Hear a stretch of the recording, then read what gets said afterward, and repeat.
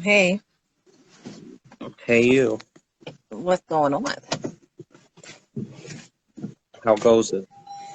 It's going. Oh, really? So let's see. Where's the how was your call? Good? It was cool. It was cool. Get some light on in here. Yeah, stop staying in the dark.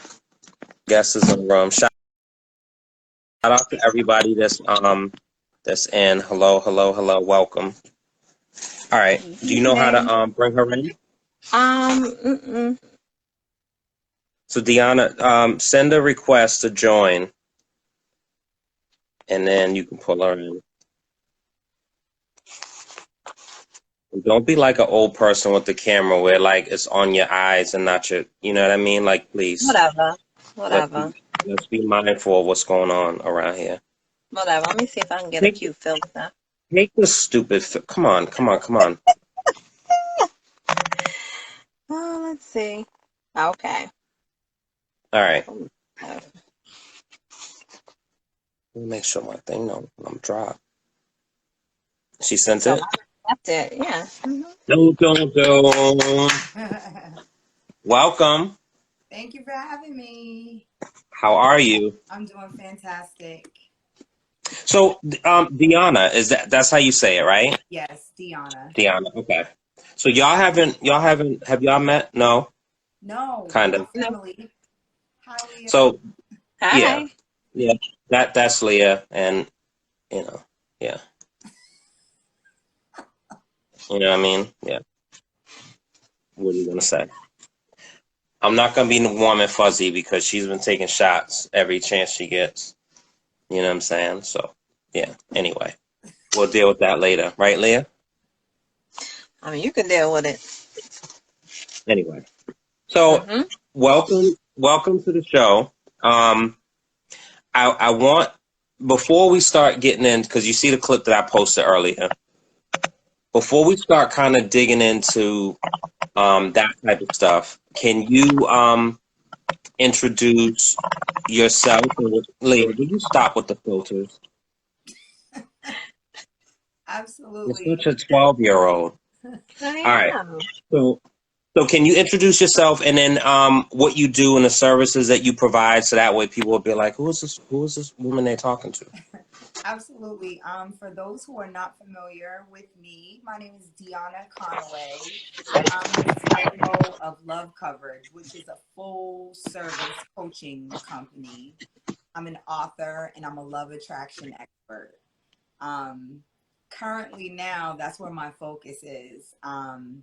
Just assisting people on their journey to attracting transformational love and a power partner. Power partner. So you didn't say marriage. Uh-huh.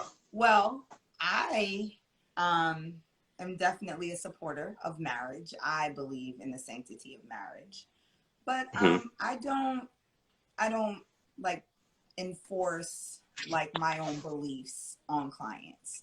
So I support their journey, whatever that may be. If that's long-term partnership, I support that as well. Agreed. I mean, I think Leah and I both, well, I don't want to speak for Leah.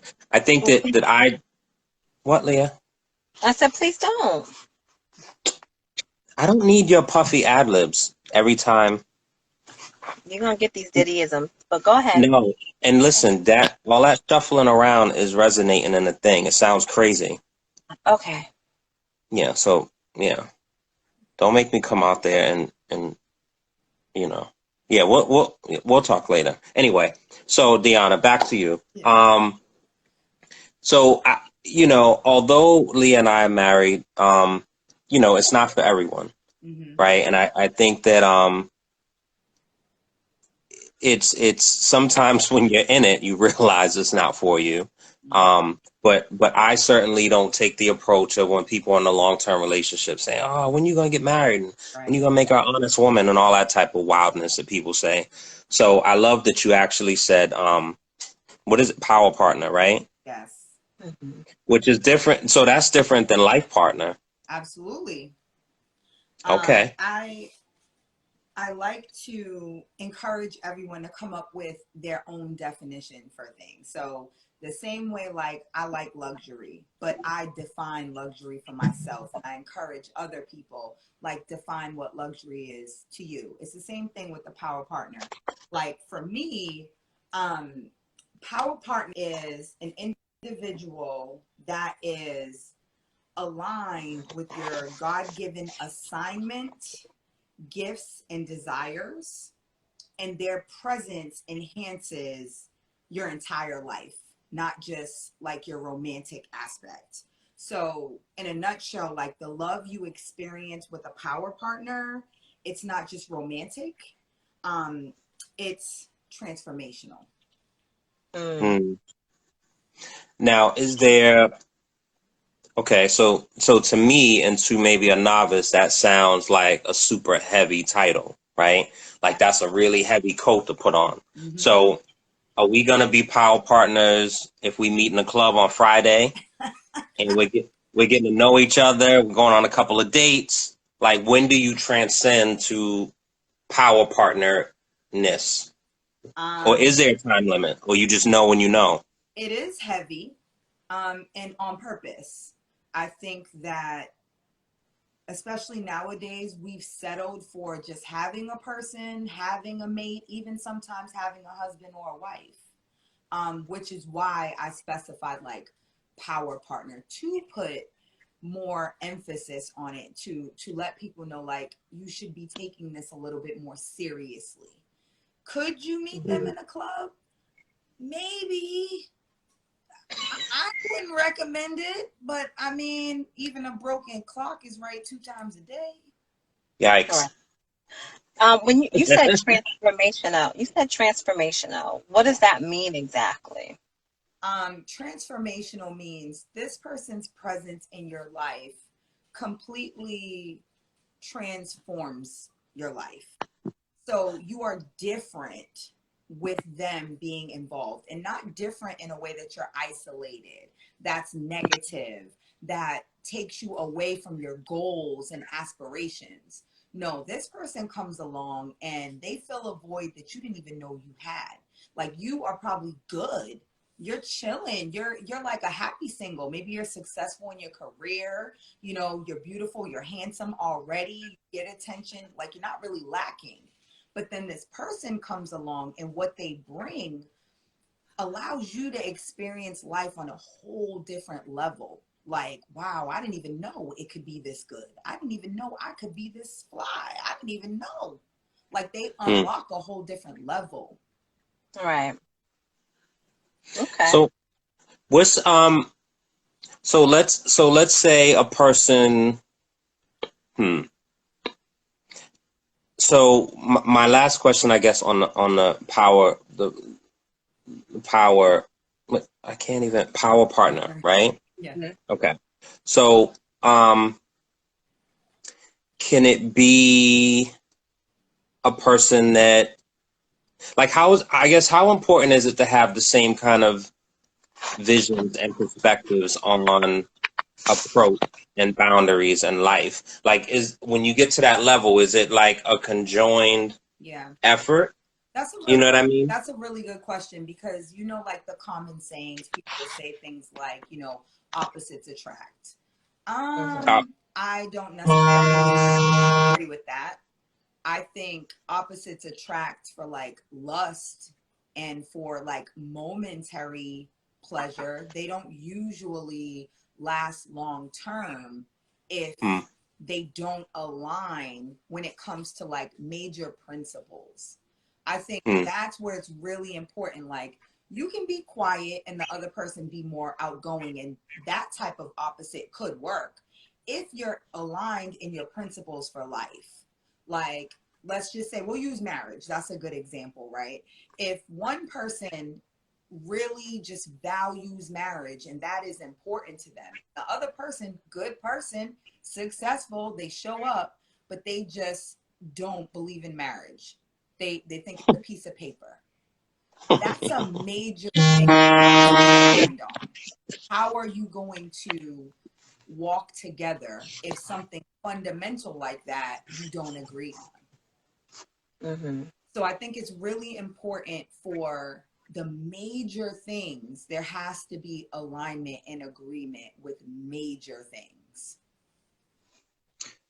Now, how important is because you are not, so just to be clear so everyone knows, you are not a licensed therapist. Oh no. And No. no, not at Now, all. do you say that, like, you know how some people, Yes. so like I don't know if you're familiar with like Wall Street Trapper and you know what I'm Yes. saying, and whenever people are giving stock tips, they're always like, I'm not a financial expert, and it's, so do you say that right up front when you're talking to people? You know Do you what? like, I don't scream it in like my promos or anything like that, but when I actually talk to clients, when I have like guidance calls or they message me, you know, when they're trying to see if we're a good fit to work together, I make sure that I explain the difference between like therapy and coaching, because some people need a therapist. And if they need that, I'm not going to take them on as a client. That's like doing harm to them. So I definitely say to them, hey, I'm not a therapist. With me, the main difference between like a therapist and a coach is, with a coach, you're in the game. It's you that's really got to do the work. I'm on the outside. I'm looking, and maybe I'm going to point some things out to you about your game.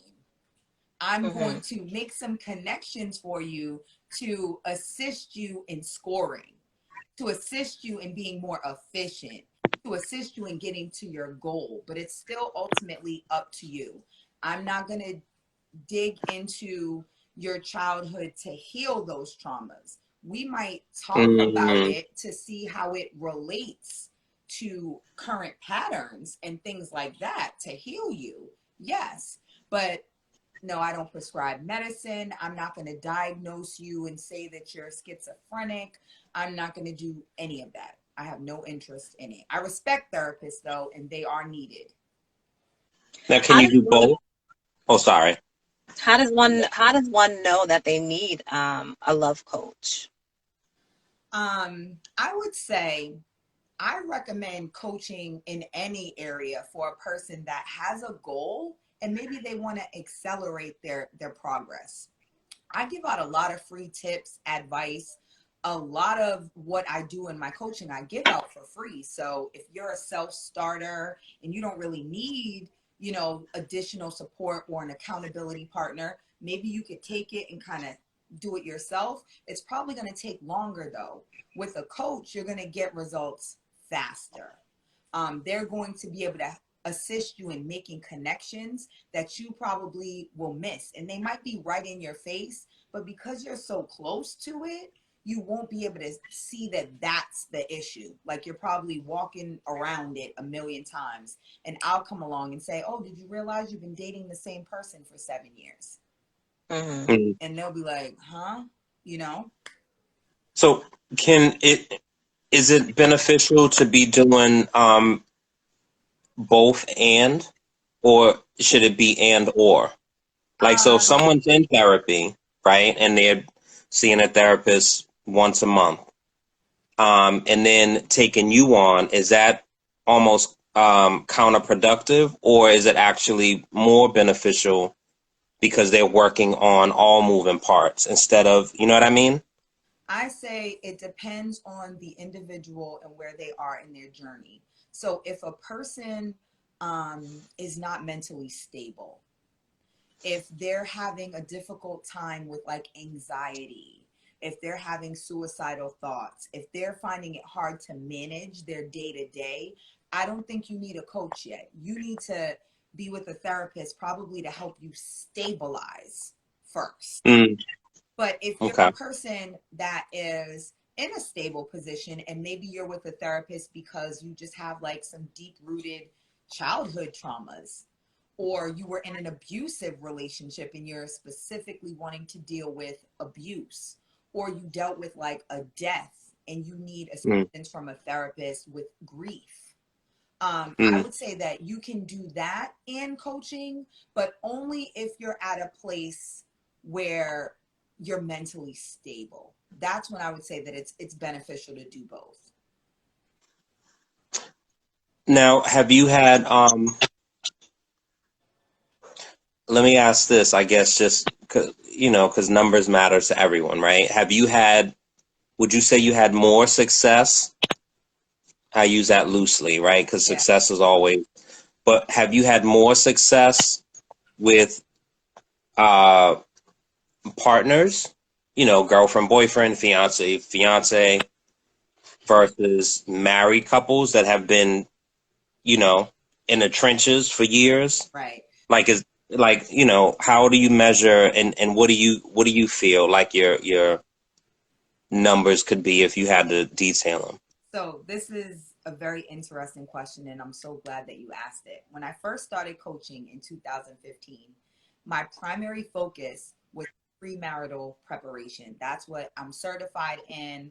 That's what I wanted to focus on. I literally wanted to focus on reducing like the divorce rate amongst Black households, right?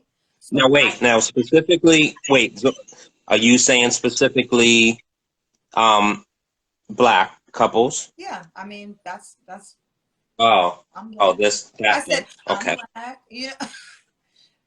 No, I hey. wanted to, help my community in a way. Mm-hmm. And that's not to say I would turn down couples that weren't, because I've had couples of all races.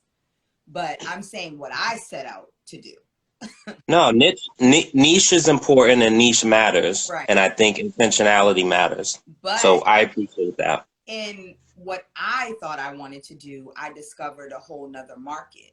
So I Mm-hmm. set out to just do premarital preparation. But what was happening is every couple that I got didn't get married. And I was starting to feel like, shit, I'm not good at this. Like, then they're not getting married, right? Like, my goal is to get them married and have them prepared so they don't divorce. But another coach slash mentor of mine said, oh no, you're very successful because you stopped people from getting married who shouldn't have been. Oh. Yeah, that was the reaction that I had, because at first I was ready to quit. Like, oh, this is not going how I thought it should go. Like, I'm not good at this. So Yeah. after I had, quite a few couples like decide not to marry, I was like, okay, then I was taking on singles. I was assisting with success coaching, assisting people with developing like career paths and different things to get promoted at work. I was doing a bunch of different things. But how I got to where I am now, which is love attraction. So I'm primarily working with a lot of singles that are looking to attract a mate, or married couples that have been together for a while and maybe they've lost a little bit of the spark. They've lost a little bit of the connection and they're kind of just existing. So they're looking for a way to like revive their relationship. That's where I'm at now. That's what I've been attracting. Oh, so the couples that are just kind of existing, like that's so foreign to me. Like, Leah, can you even relate to what she's talking about? Like, I can't even imagine, Are you you being know, sarcastic? huh? Are you being sarcastic? No, because I've never just existed with you. I feel like Baby, we've been roommates for a while. At some point in our relationship, we were roommates. carry on. So D'Ionna, so next question is, um, don't lie, don't entertain. It's not funny. It's just But so that's what I'm asking you. Like, are you being serious? Because we've absolutely been in a space where we were just existing. It was like Groundhog's Day every single day. And how You long have know, you all been married? we've been married going on 11 years. It will be 11 years this month. However, we dated. We were together for a long time, for over 20 years. So, Jesus Christ. I mean, you're not saying anything that's not common, by the way. Absolutely Like, not. it's expected in long-term relationships that you go through like those ebbs and flows. Sometimes it's really hot, other times it's kind of warm, sometimes it's cold. It's like the different seasons of relationships. The reason why people should prepare for them, though, is so that they won't give up when they're in a certain season. They'll be like more prepared and know that that's just a part of, you know, marriage long term. Right. So let me ask you, like, because I think there's a very distinct difference. There's a very distinct difference. So your processes with singles is not to be confused with a matchmaker. Right. Right? Yes. Okay. Absolutely. I'm not like a dating coach either, because I want to be clear, there's lots of different types of coaches. There are specific people that only focus on the dating portion, like how to date, how to actually meet the person. I don't do that. I focus on giving the tools that you need to be a whole person so that you can identify what is healthy, like for a relationship, for a partner, so that you attract that. I definitely can give tips about once you've done the self work and, you know, maybe how you want to go about once you think you've attracted somebody. Yeah, I can sure help with that. But my focus is more foundational. And holistic. Yeah. So for instance, right, I have a friend who is single, and you know, she's on dating apps, right? And so the people that are responding to her, Tinder. what do you say? Nothing. This is so good. You should try it. This is so good, babe. Don't cut me off. The people that are responding to her are like, you know, she's like, yo, this is crazy. Like, I'm definitely not into this. You know, they're couples seeking an extra person. She's like, nowhere in my profile does it say that I'm into, you know, threesomes. Yeah. You know what I'm saying? Nowhere in my profile where it says that I'm looking to be a sister wife. Yeah. You know. So but you have to shoot your shot though. and And D'Ionna, just before you respond, I just want to shout out Cassandra. She's definitely like active. Awesome. And I'm reading your comments and we appreciate it. And we're gonna get into a couple of things in a minute. I just didn't want to shout out. cut She's off. one of my followers and supporters. So thank you, Cassandra, for being Dope. on. Dope. They're baiting her. Oh. Hey man, if you don't ask, you don't know. In dating apps, but I would tell your friend, it's kind of twofold. I would tell her to look at herself first and really do an honest assessment. Like, are you whole? Are you prepared for what you're saying you want? I would say do that first. If she feels like, yup, I'm whole, I got it going on, which everyone usually does, and they're usually wrong.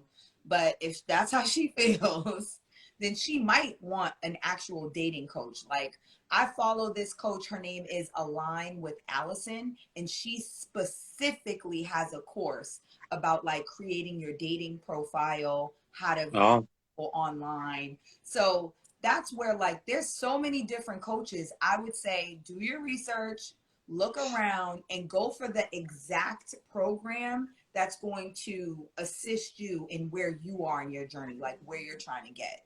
I'm trying to reach people that primarily it's women, but I've worked with men too. So I don't kind of shut them out. It's just more women are open to it and they respond more. But I'm looking for successful people, meaning they have a career. They've been successful at being a mom or a dad. So they know what it takes to be successful, but they haven't been able to make the connection between success and love. It's very connected, and that's what I teach. That's dope that you said that. Successful at being a mom or a dad, because again, I think that's being very intentional. Yep. Because on the surface, if you say you work with people who are successful, people automatically go to, $100,000 a year, and blah blah blah, blah blah blah, and it's like, yeah, you know, you could be a successful business owner making, $60,000 a year, but you are literally killing what you eat on your own, and that's success, right? So I love that you said that. I wanted to ask you, well, seeing that you just said you work with men and women, who, I think I know what the answer is, but easier to, who is easier to, work with and assist? Hmm. Be nice. It depends. I think women out the gate trust me more because they know I'm a woman.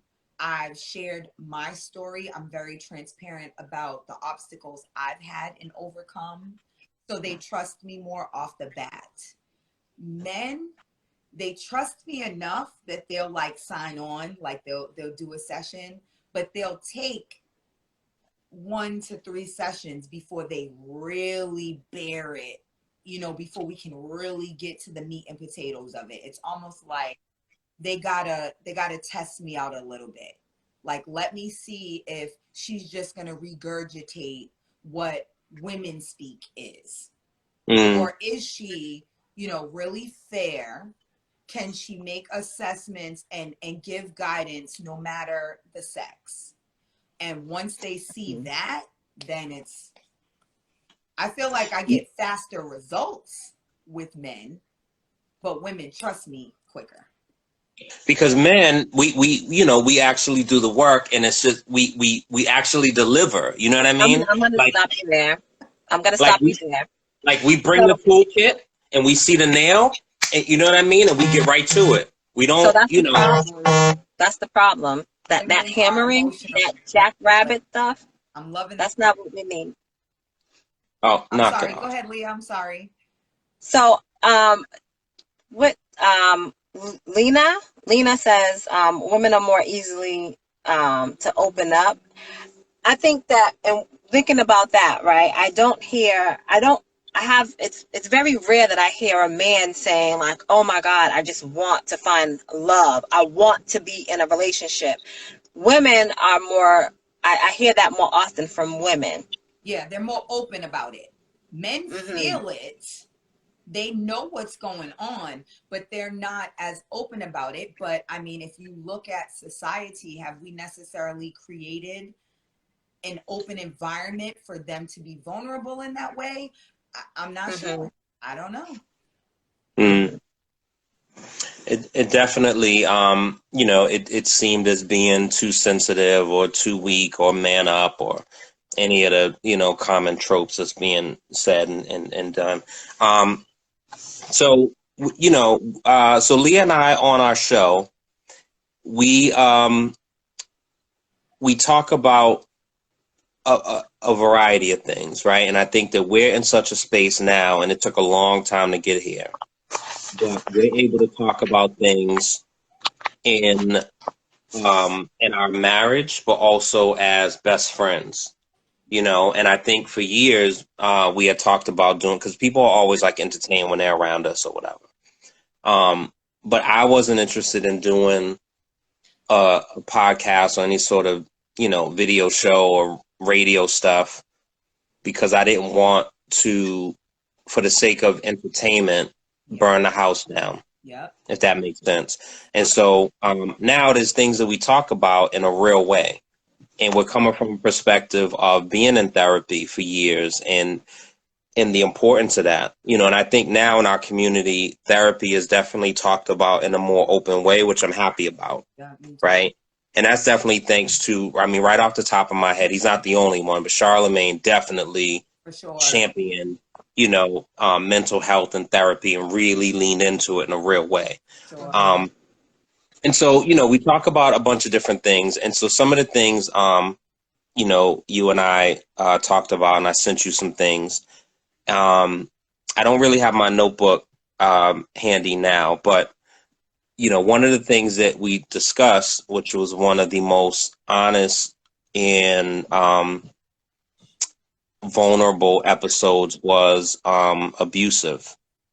Okay. And, Leah pretty much drove the car. You know what I'm saying? I was just kind of assisting and making sure, that the temperature was right, Yeah. So I would like to sit back for a minute and have you two have that discussion, because I think not only is it empowering for people to hear it, right, but also from your perspective, tools and things that maybe people can recognize early. Yes. So Leah, if you want to, I don't know if you want to share a particular story or piece or something. Do you remember that episode? Did you just like black out? I remember the episode. Yeah.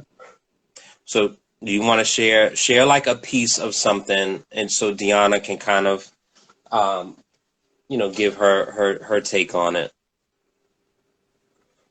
I mean, okay, I'll start with I'll share like one of the earlier instances where I think I was, definitely I was in middle school, um new to the school, started dating one of the kids that was there. Um my first interaction with him, well, the first time I noticed him was when he was chasing me and a group of girls down the street with BB guns, with a BB gun. I didn't know at the time he was actually dating one of the girls that I was with, that he was chasing. Later on, I realized, oh shoot, he goes to the same school, and he showed interest in me. We started talking. I still don't know he's dating this. He was. Is that her She never breaking said up? anything to me. Yeah, I think so. Can you hear me? Yeah, you're breaking up. Yeah, you're good. Did you get a phone call? Mm-mm. Oh, okay. So All long right. story short, the girl never said that she dated this kid, and I didn't know that they had history. So like I said, he had my first interaction with him was him chasing us, with a BB gun and shooting it at us. Um, and so, we're in school. I noticed him, I realized, okay, like, this is the person or whatever. And long story short, we start dating. He's like, we're in middle school. He's buying me all kinds of stuff, right? Like jewelry, you know, this one I have my own. He's like, he wants to talk to me, as often as he wants to talk to me. But, when you have a house full of people with one house phone, that doesn't work, So he's like, well, I'll get you your own phone line. And so like he's paying, he got it installed, was paying the bill every month, just to talk to me. I realized like, okay, I was accepting of all the gifts and, all the niceties, and something transpired and I was like, okay, this is not going to work. And he was not accepting of me saying this is not going to work. So he would, it'd be the dead of winter. I wasn't assigned to the school bus, but he would go in my locker. He would break into my locker and he would take my coat so that I would have to get on the school bus with him. And I would have to get off where he resides just to get my coat back. Nobody knew this was going on because I didn't say anything. And, at first it was, well, he's not putting his hands on me, so it's not that big of a deal. Yep. And then one day he did. And it was more of like, just, like he hemmed me up. And then I remember, he came, I was like, I'm all set. Like, this is it, And my aunt, who I was living with at the time, she had no idea what was going on. And so I remember coming home and he's sitting in the house.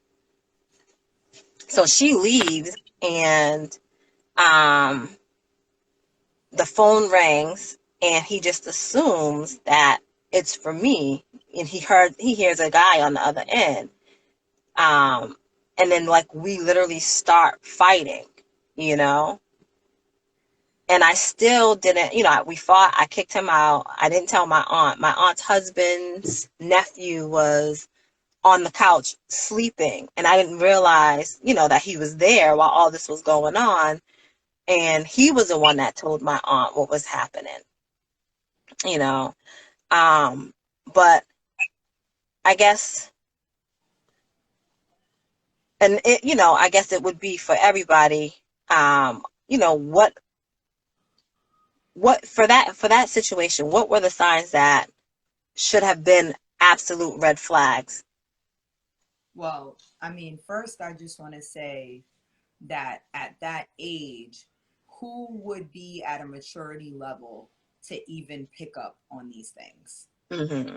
That's like an unrealistic expectation to have. When we think back on the situations we were in and kind of dating and looking at it now, our age, we weren't Mm-hmm. prepared to even handle those situations. And look at how you're even describing it. You're like, I didn't say anything. Of course you didn't. You didn't know anything was wrong. You didn't know enough about what a healthy relationship should look like to even be alerted that this isn't right. But from the very beginning, I would say what you were attracted to already set you on a wrong path. So he's not doing something like he didn't compliment you and say you were so smart. He didn't notice something unique about you and compliment that. You didn't meet him during a spelling bee where you're seeing how smart somebody is. Like, Right. you met under circumstances where it's like he's shooting a BB gun at people. You know, it's like the equivalent now to meeting Yo in the club that's sagging his pants and like doesn't look like he's going anywhere, but he's Right. cute, so we gonna talk to him, you know? So I just even the initial meeting didn't really provide an environment for like a healthy type of deal. Yeah. Then, as you described, you know, when a person, there's nothing wrong with a man naturally providing and wanting to do nice things for a woman he's interested in. I want to be clear about that. There's nothing wrong with that. However, you have to be very in tune with intentions. You know, if he's only providing things that link him to you or give him access to you or would paint him in a certain light, like there's some sort of tie to a benefit for him, I would say the intentions aren't right if it's like that. You know, if someone wants to do something for you and it's a gift, sometimes those gifts are just what you want and they get nothing from it besides being nice to you. You know, not access to you, not to, you know, control your comings and goings. Like, that's not a gift. That's not a nice thing. That's control wrapped up. So What a bow. So I mean, that's what I would say about that. But even though that was a very specific situation and you know, you were an adolescent, I think in general, when we're talking about abuse, it's kind of the same all the time. You can pick up on those certain markers. Think about how you met, right? Think about the environment that it was in, what you observed, like what created the connection. Was it something healthy or not? That's something to pay attention to. Pay attention to their motives and their intentions when they're buying gifts, when they're doing things for you. Pay attention to those things. And any sort of thing that is control like. And I think women need to do a better job of understanding that it can be a very thin line between like concern and gentlemanlikeness and control. But if you're paying attention, you'll see it. Again, it'll go back to like intention and motive. If a person is concerned about you, they may say, hey, make sure you text me when you get in so I know you got in safely and I'm not worried. A person who's controlling might call you in 10 minutes. You home yet? Right. Well, I didn't get that text. What? Or after you text, they're still calling. Like, oh, I just wanted to make sure you were in the house. Like, there's that fine distinction that we got to look out for. So I want to put myself. Leah, can you do me a favor? Can you? Because I did it a few minutes ago. Did you turn your ringer off? No. Just press the thing and silence it. And I just want to thank everybody. I'm seeing more and more people joining in. Make sure, Yes. you know, for my followers, make sure that you're following WEDLocked and Loaded. For those that are here from WEDLocked and Loaded, you're following me. Yeah. Yes. Some of us should have a father figure around. So Majestic, thank you for your comment. Some of us didn't have a father figure around, for example, or no male presence at all to run background on. What is going on over there, girl? See, that's the hotline. It's gonna go out, you know.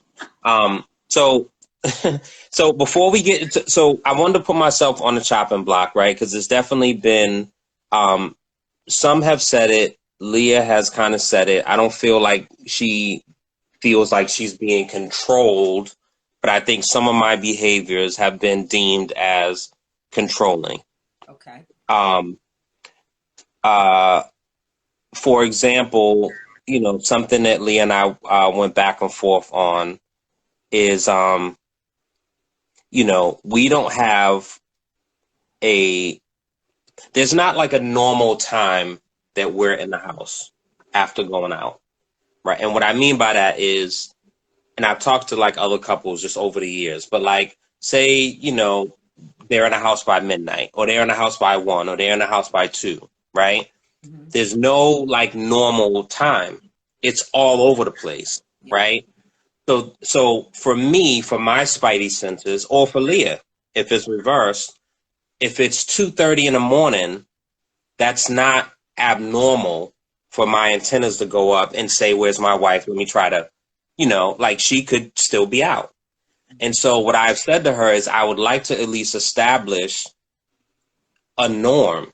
But because I think past things and the way I've framed things and some of our issues in the past, Leah is hesitant to have that because then she would feel like she's beholden to that time. So if she's not home at 2 o'clock, it's now going to be a problem, right? Right. But that's not, it's genuinely not where I'm coming from. It's just really like, it just would be nice to know if I fell asleep and I woke up at 1 in the morning and Leah's not beside me, this is abnormal. Like there's no abnormalcy with either of us. So what do you say to that? Well, first I would ask, what is your goal? Like, what's your goal in having this standard, or you guys agreeing? Like, is there a fear of something? Has something happened to create a disconnect? What are you trying to get out of it? I think, so obviously there's a lot going on. You know, there's no like morals and principles that exist. You know, I don't know how old you are, but you know, I will assume that we're all kind of in the realm, I'm right? 39. How old are you? 39. Okay. That's so rare because that just would never happen, by the way. So so I won't reveal Leah's, but I'm 40, right? So we're definitely in the same you know, Leah's definitely like she's a cougar. Like when I was in elementary school, she was graduating high school. You know what I mean? Like I don't believe yeah. curfew. I'm a fine young tender. So you know, so there's no off limits. So I grew up with no women or children. There was absolutely acts that would happen to women, right? But it wasn't to the point of where it is now. So for me, I know even if Leah's with her best friend forever, they are not going to do the same thing that I would do if I was next to her, right? And I can't expect them to.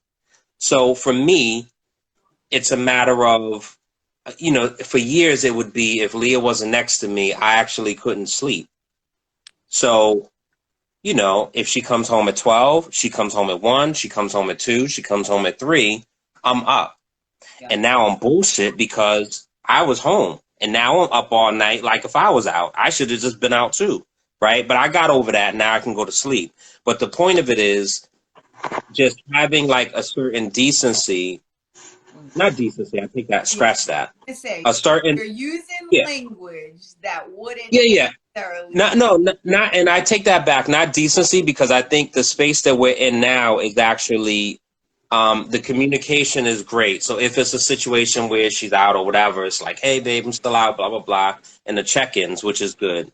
But I think that So there's, is that what would kind of satisfy you here? Is it that, hey, let's have a mutual understanding that if we're out and it's past 2, we just check in? maybe, and I think what I would like is the standard, right? What's a standard? When you What say is a standard, standard? are you Well, saying like a specific it could be. few hour? So let's exaggerate. So let's say our standard is by 4 a.m. we'll both be home, Okay. right? Yep. 4 a.m. So that means If you by call Leah until 4:01, right? Yeah, but I'm not even a person, and she knows. Like, I'm not a person where, like, I call her like, "Hey, where you at?" Blah, blah, blah. I don't believe in that. And the one time, maybe two, the two times that I did it, I got her. The two times I did it, I got her voicemail, because you know how, girls never have their phones and like yada yada yada whatever. But I'm not big on that. I feel like if you're out, you're out. You're doing what you want to do. I don't need to be like, I don't believe in that. Leah doesn't do that to me. I don't do that to her. I just don't believe in it. But if at 4 o'clock, if she's not home, it's like ding, ding, ding, boom, let's go. What's up? I'll tell you, during the pandemic, when we were all home, including the kids, that was the best sleep that I got for like a whole year. You know what I'm saying? Like, when my family leaves the house, there's a certain anxiety that happens. Mm-hmm. My daughter, who's older, just insists on going to work out at midnight or 11 p.m. It drives me nuts. Yeah. I don't understand that. But to her, it makes perfect sense, right? Yeah. I got to pick my battles. And so I guess, I mean, it makes sense. You sound like a protector, and you're concerned about your family. And like I said, like, there's a delicate balance between care and concern and putting these boundaries and limitations that are going to make your wife and your family feel controlled. So I would say the balance is asking, Leah, what are you comfortable with? Like, let's set up a guideline that we both can agree to, whether that's, hey, we kind of give a rough estimate of like when we're going to come back, or hey, if it's after this hour, we send a quick text just to say I'm okay. I don't know. You both would have to communicate what is important and kind of where you want to draw the line, and see if you can agree on that, and then that's the commitment. Well, Majestic, knock it off. I would never agree to a time with him, because it doesn't work. Because if I say yes, this, I'll be home at this time, and God forbid, whether I'm dropping somebody off, or, I had one last drink, or I wanted to finish my drink, even with communicating, saying, hey, I'm still here, I'll be leaving here, and whenever, like, by the time I get home, he would be like so upset, like, you didn't get here when you said. So, like, he will absolutely behold me to whatever time that is on. Now times you say that? Babe, you be trying to hide it. You be trying to hide it, but you be feeling it. Don't tell me what I feel. You don't know what I feel. Oh, I know what you feel. Oh, knock it off. So can we come to a conclusion with D'Ionna on the phone? So can we say, no, Saturday nights you'll be home by 11:30 p.m. It sounds like the reason why Leah doesn't want to draw a line in the sand is because that feels very kind of frigid. Like, there's no wiggle room for life to happen. And she doesn't want to anger you if anything happens outside of the agreement. D'Ionna, don't. So are you saying? So are you? What I heard. So you're interpreting Leah, what she just said, as she is protecting me and trying to look out for me, and she doesn't want to upset me. I said it sounds like she's not comfortable drawing a line in the sand because of how you've reacted in the past. And she doesn't want to be held to something because life could happen, and she doesn't want to upset you. Well, new year, new me. And so I've turned over a new leaf. So I am reformed, and I am better. You see, I am better able to deal. I just think that you know, having that is you know, in the babe, is that you? Yeah, but I did turn it off, and it didn't happen. And so I will say this, and this is something that, so talk about, like, what is that? Sorry, You see? hotline bling over here. Yeah, see? And so that's what I have to, so when I'm sitting next to her and I'm trying to talk, like, oh, babe, Oh you my know, God. my day was so hard, and, you know, I missed you all day, and I couldn't wait to get home. Brr, brr, zzz, zzz, zzz. You know what I mean? Like, so that's what I got to deal with every night, just so you know, D'Ionna. I mean, I that's need you to that, stop it. I need you to stop.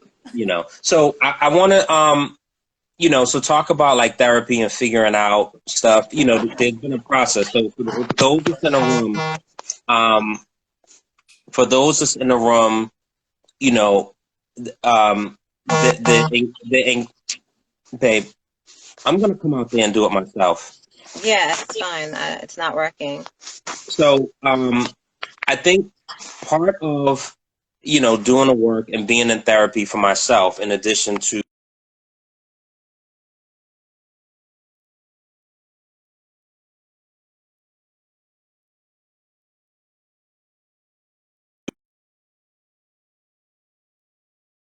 Necessary. A lot people will say, yeah. oh, my marriage is messed up, like we need to do, when it's like, huh,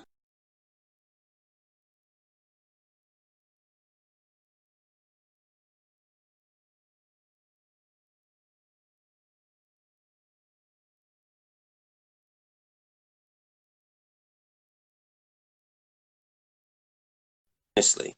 Like I had mine, Leah had hers, and we had marriage. that's awesome. But part of what happened, and I'm vocal about it because I feel like people's stories can be inspiring, Yes. right? So I don't believe in like hiding the things that could be shameful or embarrassing or whatever. But the reality for me, and I had to get to a point where it's not Leah's bag to carry, Yeah. but I simply made her aware, and then now I have to figure it out. You know, a girlfriend years ago moved to college and was murdered, right? So she got on a plane. I talked to her the night before. She was murdered. Never spoke to her again. Before that happened, when I was 13 or 14, my mother and father was hustling in the streets doing different things. My mother went off and did her thing as normal, and she ended up getting arrested, and she got sentenced to 2 years. You know what I'm saying? And that was a pivotal time in my life where, you know, that was my mother. Yeah. So there's two examples of women who I loved in different ways, but they left and they never came back. Which So why you're so on top of when your family leaves the house and where they yeah, are, and that makes a lot of sense. That makes a lot you of know, and so, you know, and that story, maybe that particular could be unique, but like people have their own things. And I think it's important to do the work to figure out what it is. Oh, before I even get to that part, you know, she went to school in Atlanta. So I had a thing with Atlanta. So you can imagine my anxiety when Leah actually went to Atlanta. You know what I'm saying? Yeah. So that was like a double, triple craziness. But I realized that it's not fair to put that on Leah because that's not her burden. Absolutely. However, it is important for her to be aware of it as I'm dealing with it. You know what I'm saying? But Because I think what are you expecting when you say for her to be aware of it? just to know. So when I had to actually think and process, like, wow, two women left, you know, and then fast forward, and this is why me and Leah together. There's another person who, was really close to me. I haven't had a whole lot of girlfriends in my life. You know what I'm saying? I've talked to girls, whatever, but I haven't had. Leah, can you stop with the really? I didn't say anything. Keep going. But so there was someone who I went with, and we were close, and she committed suicide. Right. So now there's 3 girls, 3 females, 3 women that are gone. Now, I wasn't attached to her or with her. Me and Leah were well into our marriage, but it's just the point of it. I'm like, damn now. So, and when it talks, for me, like something that happened recently with, Sherelle Pringle, who was murdered, and that case is still going on. That affected me in a different way. Where, she went out as normal and never made it back home. You know what I'm saying? Or Deja Starr, a young woman, you know what I'm saying? And it's so many cases of like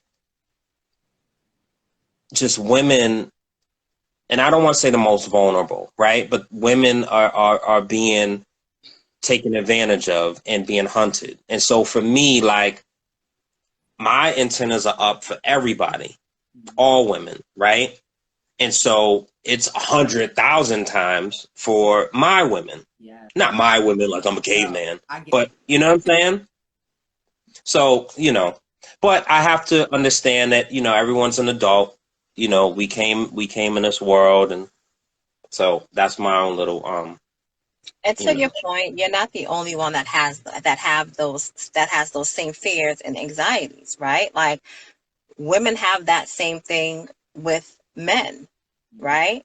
I specifically, not just my girl children, my female children, but my son. I fear him walking to the corner store alone. Yeah. Like when you're out, I have those same thoughts. So it's not just one-sided, but it absolutely is. I think that making sure that there is communication when we are not out, when we are not in the home together, like that is key. And for me, I do, when I'm out, who I'm with. You hate when I say it, but you know who I'm with, and you have access to them as well, and so there really shouldn't be a problem. Yeah. So, D'Ionna, we'll do a part 2 another time. So this was a really good conversation because I think Leah brought up a lot of really good points too. The fact that Leah did? Yeah. What about? I'm saying just now. I already said. Poor baby. But I'm making the connection to where you all are on the same page, though. I just want to get that out. The fact that it's not irrational that you have this fear. Please know I also have this fear. And the reason why I'm pointing that out is when it comes to her and her going out, I want you to understand that she's not ridiculing your fear. She understands it and also has said she's experienced it. So that should at least give you guys more of a level playing field about it, because I know sometimes when we feel a certain way and we feel like our spouse is trivializing it, it makes us hold on to our point even more. So that's why I'm pointing out she understands you and she understands where it comes from, why it's strong and why it matters to you. She's not saying, oh, get over it. What she's saying is, understand we all have those type of fears. I'm doing what I believe is sufficient enough to give you enough of like a safe playing field that if you need to contact me, you want to check, you want to have these kind of safe spaces, I'm providing that. So can we agree that that's a little bit more of me giving you what you need? That's what I heard. That's exactly what I said. And 11:30 p.m. on Saturday nights is a curfew. So moving on. So D'Ionna, can you tell the people as we're wrapping up? Can you tell the people, because I know you have, it's a course that's coming up, right? Yes, I actually have a free webinar that is tomorrow at 11 a.m. Central Standard because I'm in Dallas. But for all my people in Boston, East Coast, it's 12 noon. It's great. It's called 3 Keys to Attracting Love. So I literally break it down. I give you the game plan. It's free to come, so there's no excuse. But for those who want like a VIP experience and they want to dig in, you can VIP upgrade for $97, bring a friend with you, get some one-on-one time where we'll talk about your specific situations, and I'll give you some guidance and some additional gems that aren't in the free webinar. So Dope. it's in my Dope. bio. Please follow me on Dope. Instagram. I'm on there every day. I go live 3 times a week. So yeah, check me out.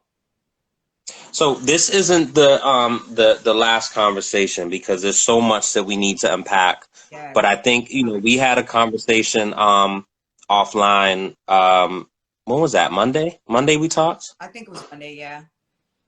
I feel like the week is flying by, but you know, there are people that like to have Instagram marathon sessions and they go for 3-4 hours, and it's just like, you know, you have to stop the bleeding. You have to know when to end it. No. So I would rather have people locked in for the whole time, enjoying the conversation, and they'll come back next time and we'll unpack some things.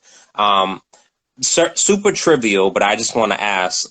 So the guys that you have helped, has it been situations where they made it uncomfortable because they then in turn started hitting on you? Oh, no. I've actually never had that. Never. No. And you know what? My fiance, when we first started becoming friends, I was explaining what I did. That was like one of his concerns. Ha.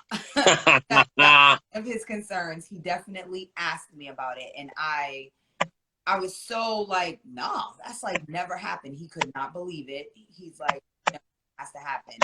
I don't know if it's because I mean, people come to me wounded, and I know how to assist without crossing any lines. I know how to empathize without being inappropriate.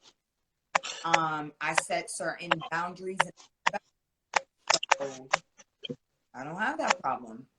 Well, you know what? I'm going to make a note because I want to get into that next time and talking about well, that was actually in a clip for the promo for tonight. Boundaries. I think boundaries are important. Something I certainly suffer from. Yep. Leah, Leah, unless What's you're heavy? having a stroke, there's no reason. All right, Heavy. all right, guys. Thank you so much for. Guys, thank you so much for sharing the platform with me. I'd love to be back. I enjoyed you Yes. guys a lot. Yes, we will do it again, and we're going to have a couple of points. And I think next time we talk, we'll have some back and forth engagement with the people in the chat. Yeah. I think this time was important to really set the stage for what this is and what you do. Yeah. And sometimes I think it's important to just kind of have the show and present the show and not have so much back and forth and being derailed all over the place. So for everyone that chimed in, thank you. We thank you. And we're going to do this again. Before we end, I have one more question. Of course you do. Of course I do. I know. Just based off of, you know, this interaction and, you know, you listening to the podcast in the past, how compatible are we? Like, would you say? Based on what I've seen, I think you guys are a really good match. I was very impressed by Leah's ability to be quiet and spoke. I know you mentioned she made some faces and did some things, but she was very respectful and let you get yours off. I thought that was dope. I loved how you showed care and concern for her. Even the things that you voiced as like fears and things that were coming up, it was all from a genuine place of love. So I think there's a really good like ebb and flow with you guys. I can tell you have a lot of fun. I can tell you laugh. If you do disagree, you probably use laughter and jokes and things like that to get you by, which I think is a key to like a successful relationship, marriage. Yeah, and you know, tons of this. So That's me. thank you for joining us, and we will absolutely do it again. We'll lock in offline and set it up. And this was unbelievable, and thank you so much. Thank you. And thank you And just everybody. give your handles again. Yes. Just If you to make it easy on you guys, at the top of the live, there's a little arrow. Just click on that and you'll be able to follow all of us. Whoever you're not following yes. already, just click the little follow. Make sure you do that. If you're interested in coming to my free webinar, just go to my page, click on the link in my bio, and you'll be able to register that way. It's tomorrow, 11 a.m. Central, 12 noon Eastern Standard. I would love to see you all there. So thank you so much. Have a nice night. Thank y'all, everyone. Bye, Leah. Nice. Leah's gonna immediately get on the phone, so let's just end this live because the people blowing her up need to talk to her. So thank you. Good night, everyone. Terrible. Good night.